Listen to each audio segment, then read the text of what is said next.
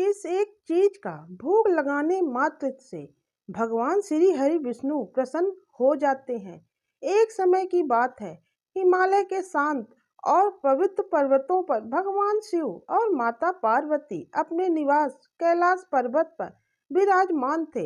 एक दिन माता पार्वती को अचानक यह जिज्ञासा हुई कि भगवान विष्णु को प्रसन्न करने का सबसे सरल और प्रभावी उपाय क्या है। उन्होंने सोचा कि अगर भगवान विष्णु प्रसन्न हो जाएं, तो भक्तों की सभी मनोकामनाएं पूर्ण हो सकती हैं। इस विचार से प्रेरित होकर माता पार्वती ने भगवान शिव से पूछा, हे स्वामी, भगवान विष्णु को प्रसन्न करने के लिए सबसे सरल उपाय क्या है? किस भोग को चढ़ाने से वह शीघ्र प्रसन्न होते हैं? भगवान शिव मंद मुस्कान के साथ बोले, हे पार्वती, यह एक अत्यंत रहस्यमय प्रश्न है, लेकिन इसका उत्तर बहुत ही सरल है। भगवान विष्णु बहुत ही सरल स्वभाव के हैं और वो भक्त की भावनाओं को सर्वोपरि मानते हैं। उन्हें किसी भी बड़े या महंगे भोग की आवश्यकता नहीं होती है। एक समय जब भक्तों ने भगवान विष्णु की आराधना में भव्य भोग चढ़ाने की कोशिश की, तब भी उन्होंने कहा कि उन्हें इन महंगे भोगों की कोई आवश्यकता नहीं है। फिर पार्वती माता जी ने शिव जी से पूछा, तो फिर ऐसी कौन सी चीज है जिसका भोग लगाने से भगवान विष्णु प्रसन्न होते हैं? तब शिव जी कहते हैं, हे देवी, मैं आपके प्रश्न का उत्तर एक कहानी के रूप में सुनाऊंगा। आप इस कहानी को ध्यान से सुनिएगा। अगर अभी तक आपने मेरे चैनल को सब्सक्राइब नहीं किया तो प्लीज चैनल को सब्सक्राइब कर दीजिए और बेल आइकॉन को प्रेस कर दीजिए, और वीडियो अच्छी लगे तो लाइक कर दीजिए और कमेंट्स करना ना भूलें। फिर भगवान शिव ने माता पार्वती को एक कहानी सुनाई। एक छोटे से गांव में दीनानाथ नाम का एक पंडित रहता था।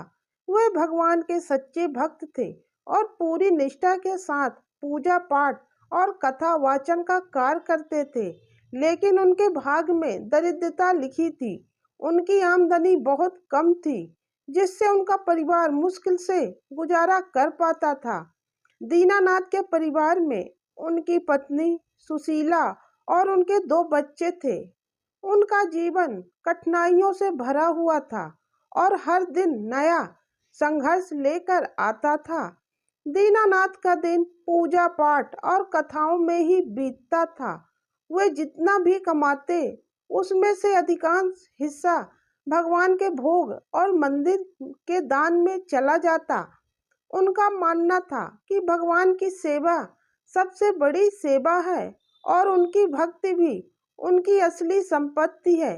लेकिन उनकी पत्नी सुशीला का मन इस विचार से संतुष्ट नहीं था।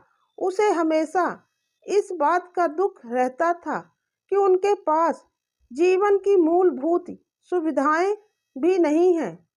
अक्सर रात को जब बच्चों को भूखा सोना पड़ता तो सुशीला का गुस्सा बढ़ जाता।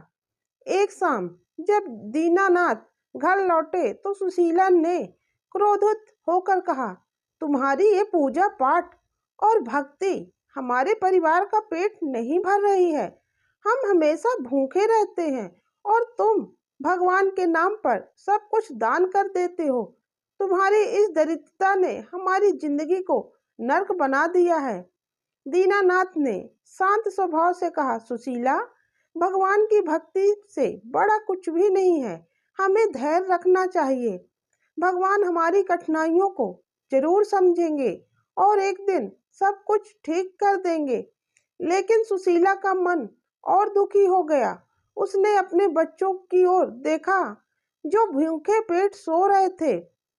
उसने रोते हुए कहा, तुम्हारे भगवान हमारी भूख नहीं मिटा सकते। हमें खाने के लिए रोटी चाहिए और भगवान हमें सिर्फ आशीर्वाद देते हैं जो हमारे किसी काम का नहीं है। दीनानाथ भी यह देखकर दुखी हुए, लेकिन उनका विश्वास अडिग था। उन्होंने भगवान विष्णु से प्रार्थना की, हे प्रभु, मेरी भक्ति पर कृपा करो और मेरे परिवार की मुश्किलें दूर करो। मैं आपके नाम पर अपने परिवार को संकट में नहीं देख सकता।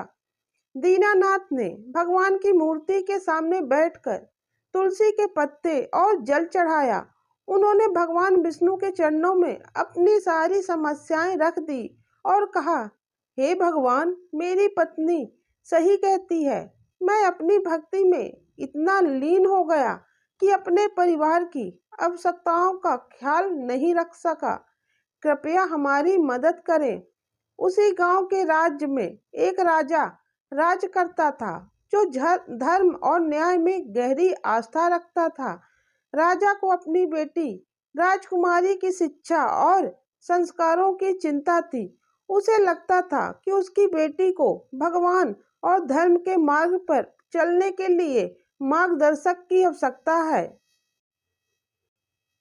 एक दिन राजा ने गांव के सबसे विद्वान और धर्मनिष्ठ पंडित दीनानाथ के बारे में सुना।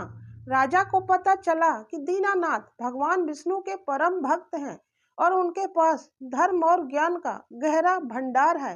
राजा ने दीनानाथ को अपने महल में बुलाया और उनसे कहा, पंडित जी, मैंने सुना है कि आप भगवान विष्णु के महान भक्त हैं और धर्मशास्त्र में पारंगत हैं। मेरी एक विनती है, आप मेरी बेटी को रोज भगवान विष्णु की कथा और धर्म का पाठ सुनाएं। इसके बदले में मैं आपको उचित मान सम्मान और धन दूंगा ताकि आपके परिवार की जरूरतें पूरी हो सके। दीनानाथ ने राजा की बात सुनकर विनम्रता से स्वीकार कर लिया।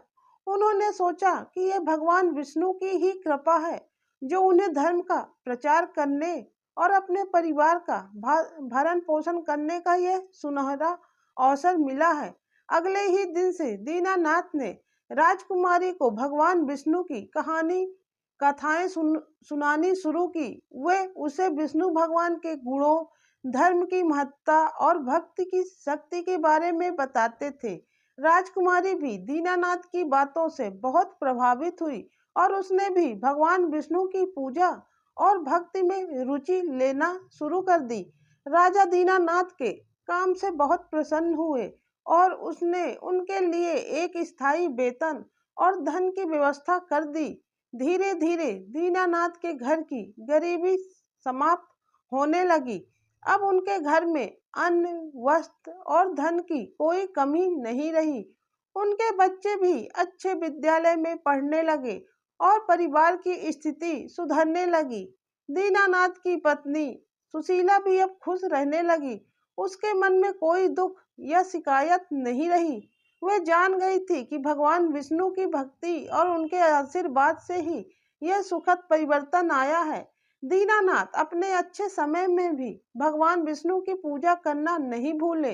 वह हमेशा भगवान विष्णु को तुलसी के पत्ते का भोग लगाना याद रखते थे, क्योंकि वह जानते थे कि तुलसी का पत्ता भगवान विष्णु को अत्यंत प्रिय है। उन्होंने अपनी पत्नी सुशीला को भी यह सिखाया कि जब तक भगवान को तुलसी का भोग न लगे तब तक वह खाना न बनाए और न ही भोजन ग्रहण करे। सुशीला ने भी दीनानाथ की बातों को गंभीरता से लिया और यह नियम बना लिया कि भगवान विष्णु को तुलसी का भोग लगाने के बाद ही वह परिवार के लिए भोजन बनाएगी। वह खुद भी भगवान की पूजा के बाद ही खाना खाती थी। इस भक्ति और श्रद्धा ने उनके परिवार को और भी अधिक सुख, शांति और समृद्धि प्रदान की। इस तरह दीनानाथ का परिवार अब हर दिन भगवान विष्णु की कृपा के लिए धन्यवाद करता और उनकी भक्ति के मार्ग पर अड़िग रहा।